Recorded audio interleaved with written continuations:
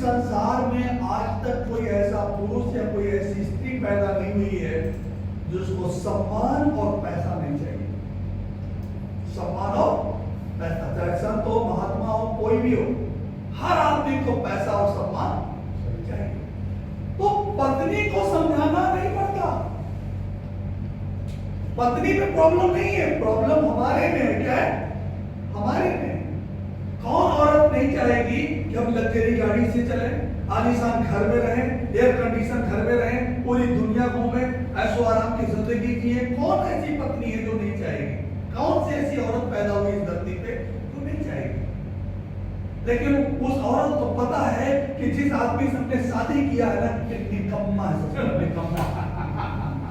निकम्मा है, खाली मास्टरी करने लायक है, कुछ करने लायक नहीं है। खाली स्कूल में मास्टरी कर ले, इसके अलावा करना तो कुछ है नहीं है। तो इसलिए क्या आप समझते हो कि जब हमने बिजनेस शुरू किया तो हमारी पत्नी ने विरोध नहीं किया होगा?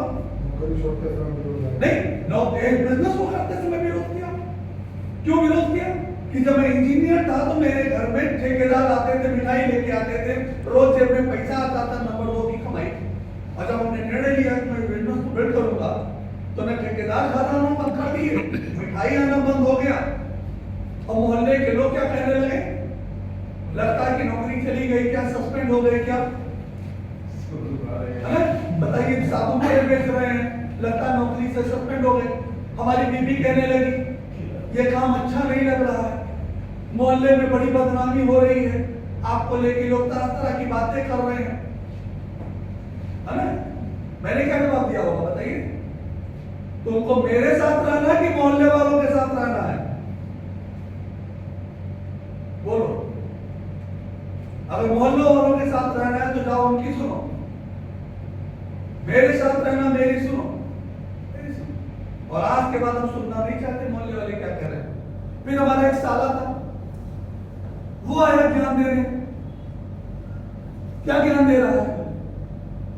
रमेश जी हमसे बड़े, रमेश जी आपको शोभा नहीं देता, आपकी इतनी अच्छी नौकरी है और आप अनवे में कहां फंस गए फालतू का काम करने के लिए?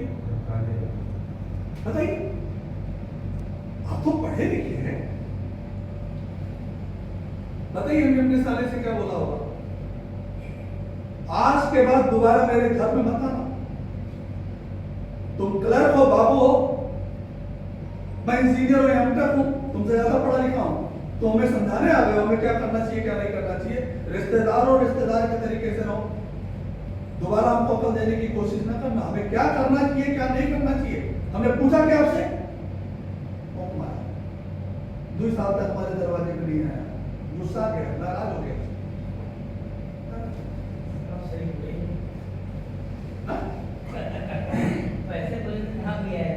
भाग गया, नजर नहीं आया। कहने का मतलब है हमेशा एक चीज समझो, अगर आपका इरादा पक्का है, आपका विजन क्लियर है, संसार में कोई भी आदमी आपको नेगेटिव और नहीं तो क्या होगा? इसका एक ही जवाब है कि जब पेड़ लगाया जाता है, क्या पेड़ लगाया जाता है, इसको बकरियों से बचाने के लिए बैरिकेडिंग की जाती है। क्या बैरिकेडिंग की जाती है? सड़क के किनारे देखिए, जब वृक्ष लगाए जाते हैं तो इसकी क्या हो जाती है? बैरिकेडिंग की जाती है ताकि कोई न खाए।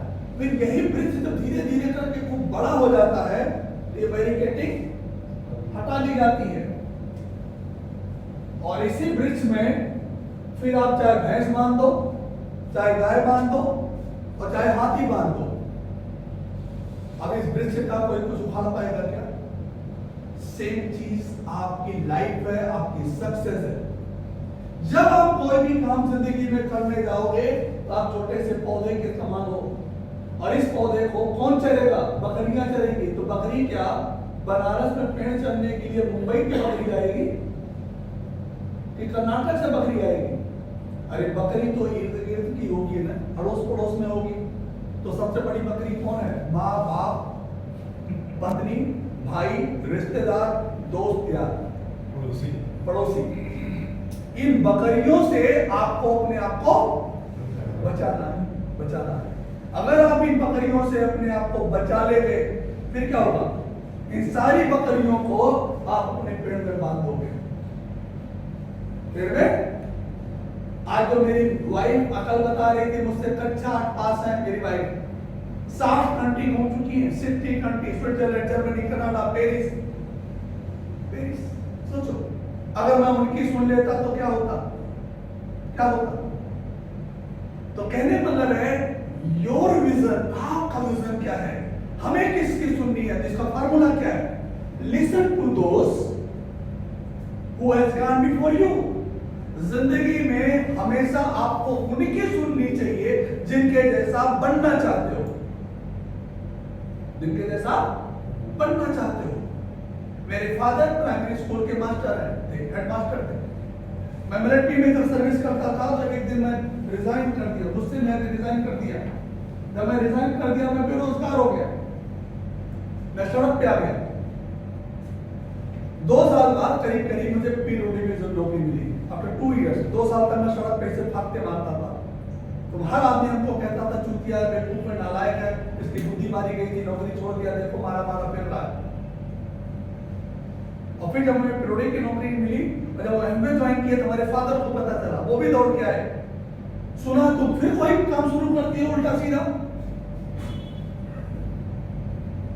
एक बार तो नौकरी छोड़े थे बच्चों, और 2 ही साल मारे मारे फिर रहे थे, और फिर तो वही इतनी बढ़िया नौकरी तुम्हारी लगी है, अभी भी तुम्हारा भेजा खराब हो गया।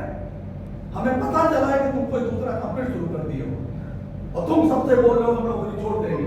अब की छोड़ोगे ना, कटोरा लेके भीख मांगोगे, तुम्हारे बाप है, बाप है। हमारे फादर हमसे क्या कर रहे हैं?